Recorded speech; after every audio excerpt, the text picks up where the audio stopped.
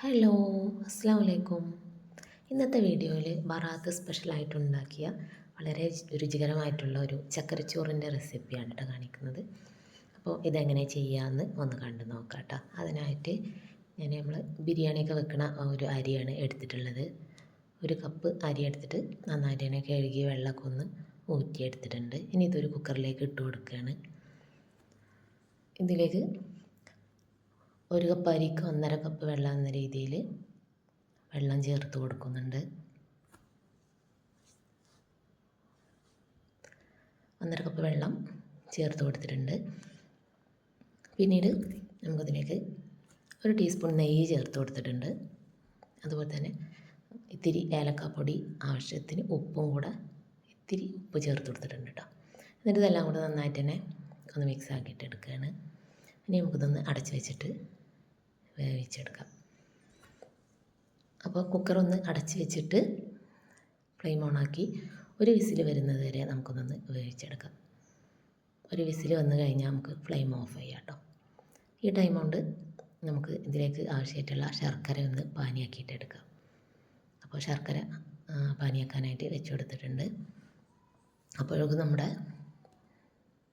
Cooker ഒരു വിസിലൊക്കെ വന്ന് flame off ആക്കിയിട്ടുണ്ടായിരുന്നു. കുക്കറിൻ്റെ പ്രഷറൊക്കെ ഒന്ന് പോയതിന് ശേഷം തുറന്ന് നോക്കിയിട്ടുണ്ട്. അപ്പോൾ നമ്മുടെ ചോറ് വേവായിട്ട് കിട്ടിയിട്ടുണ്ട്. ഇനി ഇത് എല്ലാം കൂടെ ഒന്ന് നന്നായിട്ട് തന്നെ ചോറ് നന്നായിട്ടൊന്ന് മിക്സാക്കി കൊടുക്കുകയാണ്. പിന്നീട് നമ്മൾ ഇതിലേക്ക് ശർക്കര പാനി ഒഴിച്ച് കൊടുക്കുകയാണ് കേട്ടോ.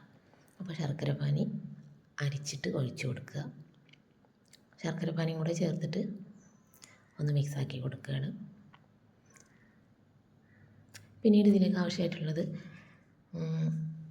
തേങ്ങ ചിരവിയതാണ് കേട്ടോ. അപ്പോൾ തേങ്ങാപ്പാൽ വേണമെങ്കിലും ചേർത്ത് കൊടുക്കുക. ഞാനിപ്പോൾ തേങ്ങ ചിരവിയത് അതേപടി ചേർത്ത് കൊടുക്കുകയാണ്. അപ്പോൾ ഒരു 1/2 കപ്പോളം തേങ്ങ ചിരവിയത് ചേർത്ത് കൊടുത്തിട്ടുണ്ട്. തേങ്ങ ചിരവിയതും കൂടെ ചേർത്തിട്ട് ഒന്ന് നമുക്ക് മിക്സാക്കിയിട്ട് എടുക്കാം. ഇനി നമുക്കിതൊന്ന് വറവിട്ടെടുക്കണം. അതിനായിട്ട് ഒരു ചെറിയ പാൻ എടുത്തിട്ടുണ്ട്. അതൊന്ന് ചൂടായിട്ട് വരുമ്പോൾ അതിലേക്ക് കുറച്ച് നെയ്യ് ചേർത്ത് കൊടുക്കുക. നെയ്യൊന്ന് മെൽട്ടായിട്ട് വരുമ്പോൾ ഇതിലേക്ക് നമ്മൾ ചെറിയ ഉള്ളി കട്ട് ചെയ്തതാണ് കേട്ടോ ചേർത്ത് കൊടുക്കുന്നത്. അപ്പോൾ ചെറിയ ഉള്ളിക്കൊന്ന് കളർ മാറിയിട്ട് വരുമ്പോൾ നമ്മളിത് ഈ ഒരു ചക്കരച്ചോറിലേക്ക് ഇതൊന്ന് ഒഴിച്ചു കൊടുക്കുകയാണ്. അപ്പോൾ നമ്മുടെ വളരെ രുചികരമായിട്ടുള്ള ചക്കരച്ചോറ് ഇവിടെ റെഡി ആയിട്ടുണ്ട്. നല്ല ടേസ്റ്റ് ഉണ്ട് ഇത് കഴിക്കാനായിട്ട്.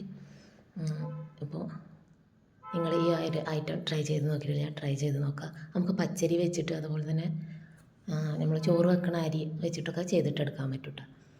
അപ്പോൾ ഞാനിപ്പോൾ ഈ ഒരു റൈസ് വെച്ചിട്ടാണ് ചെയ്തത്. അപ്പോൾ നിങ്ങൾ എന്താണ് ബറാത്തിന് സ്പെഷ്യലായിട്ട് ഉണ്ടാക്കിയതെന്ന് എന്നൊന്ന് കമൻ്റ് ആക്കും കേട്ടോ. നിങ്ങൾക്ക് ഈ ഒരു വീഡിയോ ഇഷ്ടമായാൽ ലൈക്ക് ചെയ്യുക, ഷെയർ ചെയ്യുക, അതുപോലെ തന്നെ സബ്സ്ക്രൈബ് ചെയ്യുക. ഓക്കെ, നെക്സ്റ്റ് വീഡിയോ ആയിട്ട് കാണാം. ബായ്.